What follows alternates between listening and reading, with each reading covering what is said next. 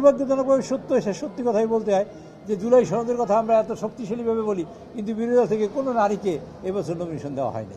আচ্ছা, আপনাদের একটা সংবিধান সংশোধন করে নারীদের অধিকার মানে আর সংরক্ষণ করার জন্য এবং তাদের ক্ষমতায়ন করার জন্য আজকে এই পার্লামেন্টে 50 জন নারী সদস্য মানে শপথ গ্রহণ করার কথা ছিল, একজন করেন নাই, 49 জন সদস্য শপথ গ্রহণ করেছেন। আর একজন যিনি করেন নাই তিনি সময় মতো কাগজপত্র জমা দিতে না পারার কারণে তাকে কোর্টে যেতে হয়েছে এবং কোর্ট তার পক্ষে রায় দিয়েছে, কিন্তু গেজেট হইতে দেরি হওয়ার কারণে তিনি আজকে শপথ নিতে পারেন না, অথবা কাল পরশু শপথ নেবেন।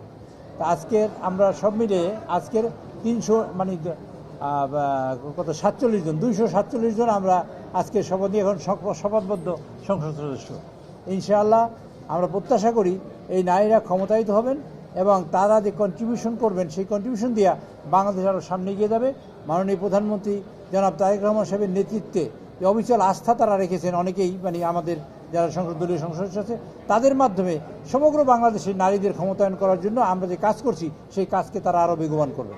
আমরা ইতিমধ্যেই ফ্যামিলি কার্ড দিয়েছি, আপনারা জানেন, নারীকে ক্ষমতায়িত করা এবং অভাব দূর করা, স্বাবলম্বী করার প্রত্যয় হিসেবে এই কাজ করা শুরু করেছেন।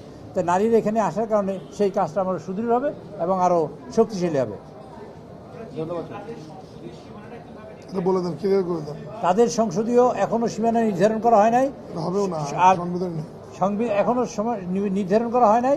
জাতীয় কর্মকাণ্ডে তারা অংশগ্রহণ করবেন এবং জাতিকে উদ্বুদ্ধ করার জন্য এবং কার্যক্রম করার জন্য এবং সংসদে কন্ট্রিবিউট করার জন্যই মূলত তারা দায়িত্বপ্রাপ্ত, মূলত তারা দায়িত্ব দেওয়া হবে এবং পরবর্তীতে মাননীয় প্রধানমন্ত্রী যেভাবে সিদ্ধান্ত নেবেন সেভাবেই হবে। ওটা কোনো কন্ট্রাডিকশনের কোনো সুযোগ তো নাই। আমি বললাম জাতীয় সমস্যার সমাধানের ক্ষেত্রে তারা বিরাট কন্ট্রিবিউশন করবেন। 2 নম্বর হলো নারীদের ক্ষমতায়নের জন্য তারা কাজ করবেন।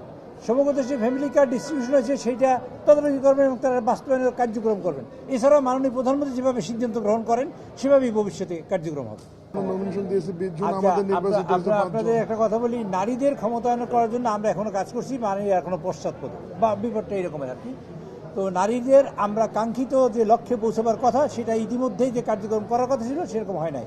এই বছরই প্রথম আমাদের নেতা মাননীয় জনাব প্রধানমন্ত্রী জনাব তারেক রহমান সাহেব আমাদের দল থেকে বিএনপি থেকে 20 জন সংসদ সদস্যকে নমিনেশন দিয়েছিলেন। তার মধ্যে বেশ কিছু পাশ করেছেন, কিন্তু দুর্ভাগ্যজনকভাবে সত্যি কথাই বলতে হয় যে জুলাই সনদের কথা আমরা এত শক্তিশালীভাবে বলি, কিন্তু বিরোধী দল থেকে কোনো নারীকে এবছর নমিনেশন দেওয়া হয়নি। এটা কিন্তু সত্যি কথাই। তো তার এখান থেকে তারা কোটায় কতগুলো মানে কয়েকজন নারী সদস্য পেয়েছেন। ইনশাল্লাহ আমরা মনে করি সবাই মিলে আমরা কাজ করে এই দেশকে সুসংগঠিত করবো এবং দেশকে বিনির্মাণ করবো ইনশাল্লাহ।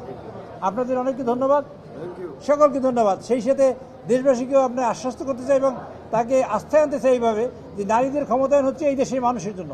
তারেক রহমানের প্রোগ্রামটাই হলো এই দেশের নারী সেই অর্ধেক নারীকে সামনে নিয়ে আসা এবং তাদের স্বাবলম্বী করা এবং তাদের ক্ষমতায়িত করা, তার উদ্যোগ হিসেবে আজকের এই কাজ। ইনশাআল্লাহ আপনারা সবাই দোয়া করবেন। আসসালামু আলাইকুম।